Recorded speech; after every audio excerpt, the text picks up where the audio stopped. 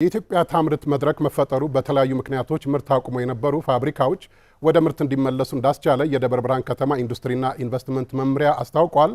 መድረኩ መንግስት ማሟላት ያለበትን እንዲያሟላና አልሚዎችን በገቡት ውል መሰረት እንዲሰሩ እድል የፈጠረ ነው ተብሏል። በዚህ ጉዳይ ላይ እንግዲህ ቀደም ያስተዋወቁት ዘጋቢያችን ለዓለም ላይኩ መረጃ ሊያጋራን በቀጥታ የስርጭት መስመራችን ላይ ተገኝቷል።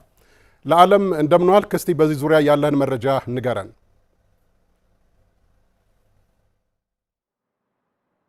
አመሰግናለሁ ተሾመ፣ እንደምን ውለሃል? ዛሬ እንግዲህ የኢትዮጵያ ታምርት ንቅናቄ ከተጀመረ በኋላ እንደ ኢትዮጵያ ብሎም ደግሞ እንደ ደብረ ብርሃን ከተማ ምን አይነት ለውጦችን ይዞ መጣ፣ ከዓላማው አንጻርስ ምን አይነት ግቦችን እያሳካነ የሚለውን ሐሳብ በተወሰነ መንገድ ለተመልካቾቻችን እናደርሳለን። የኢትዮጵያ ታምርት ንቅናቄ እንግዲህ እንዳጠቃላይ ከተጀመረ 4 ዓመታትን አስቆጥሯል፣ በሀገር አቀፍ ደረጃ ማለት ነው።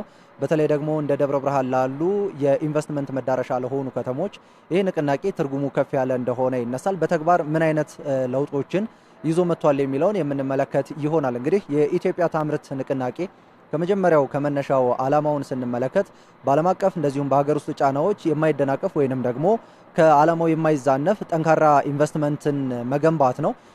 ከዚህ አንጻር እንግዲህ እንደ ደብረ ብርሃን ከተማ ምን አይነት ለውጦችን ይዞ መጣ የሚለውን በቁጥሮች የተደገፉ መረጃዎችን ለማንሳት እንሞክራለን። እንግዲህ በ4 ዓመት ውስጥ በደብረ ብርሃን ከተማ የኢትዮጵያ ታምርት ንቅናቄ ከተጀመረበት ጊዜ አንስቶ ማለት ነው ምርት ላይ የነበሩ ግን ደግሞ በተለያዩ ችግሮች በፋይናንስ እንደዚሁም በመሰረተ ልማት በተለያዩ አቅርቦቶች ችግር ምርታቸውን አቋርጠው የነበሩ ወደ 11 የሚደርሱ የኢንቨስትመንት ፕሮጀክቶች ወደ ስራ እንዲመለሱ ምክንያት ሆኗል ማለት ነው።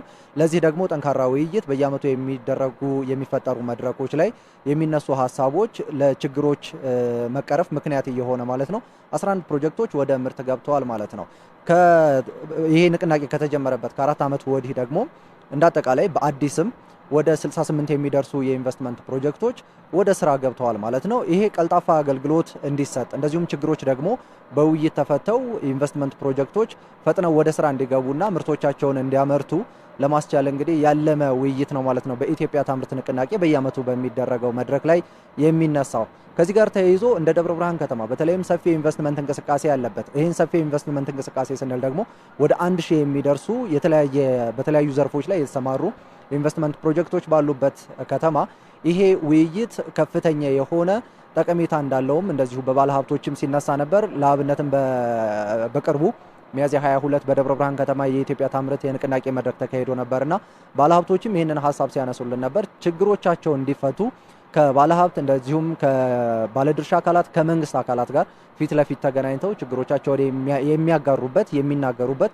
ከዛም ደግሞ ለመፍትሄ የጋራ የሆነ ምክክር የሚያደርጉበት እንደሆነ ሲገልጹ ነበርና እንደ ደብረ ብርሃን ትልቅ የሆነ ለውጦችን እያመጣ እንደሆነ በከተማ አስተዳደሩ በኢንዱስትሪና ኢንቨስትመንት መምሪያ ኃላፊ አቶ ብርሃን ገብረ ሕይወትም ሲገለጽልን ነበር። እንዳጠቃላይ እንግዲህ የደብረ ብርሃን ከተማን በኢንቨስትመንት ዘርፉ እየቀየራት እንደዚሁም ይስተዋሉ የነበሩ ችግሮች እየተቀረፉ ከዚህ በፊት ይነሱ የነበሩ የረጅም ጊዜ ጥያቄዎች እየተመለሱ አሁን ላይ በርካታ የኢንቨስትመንት ፕሮጀክቶች ወደ ስራ እንዲገቡ ያስቻለ ነው። በዘንድሮ ዓመት ብቻ 19 ኢንዱስትሪዎች ወይም የኢንቨስትመንት ፕሮጀክቶች ወደ ስራ የገቡበት አጋጣሚ አለና ለዚህ ሁሉ ስኬት የኢትዮጵያ ታምርት የንቅናቄ መድረክ ትልቅ ስፍራ እንዳለው ነው የተነገረው። ተሾመ፣ ያለኝ መረጃ ይሄ ነው ለሰዓቱ። ዘጋቢያችን ለዓለም ላይኩን ከደብረ ብርሃን በቀጥታ የስርጭት መስመር ላደረስከን መረጃ በጣም አመሰግናለሁ።